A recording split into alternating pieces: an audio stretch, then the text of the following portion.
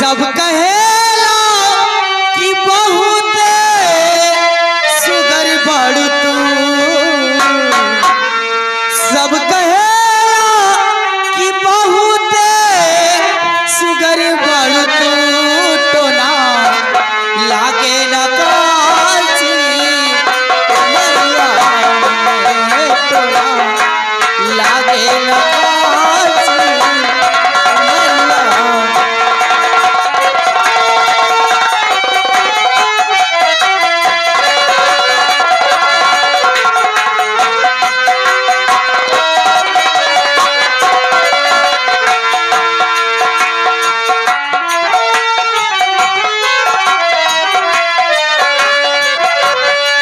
सब कहेला कि बहुत सुगर बड़ तू, सब कहेला कि बहुत सुगर बड़ तू, टोना लागे न काची मरिया।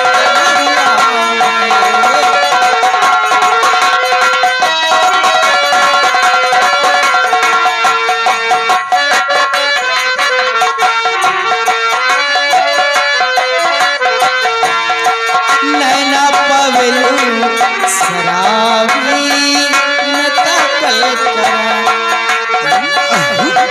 हेलो हेलो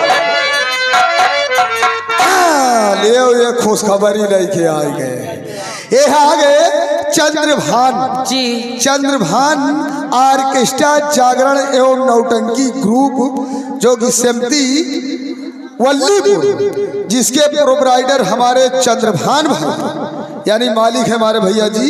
इतना चीजें लाई के चल थी। ये 100 के नोट से आपके लिए 50 रुपए का पुरस्कार क्या हमारे भैया चंद्रभान के लिए। उनके लिए खास तौर से गाना क्या है? तकिया रसूलपुर में 11 तारीख का है हुआ है। सब जने पहुंचा ओके बाद में पीछे पीछे हम आओ कि रस में डूबल बा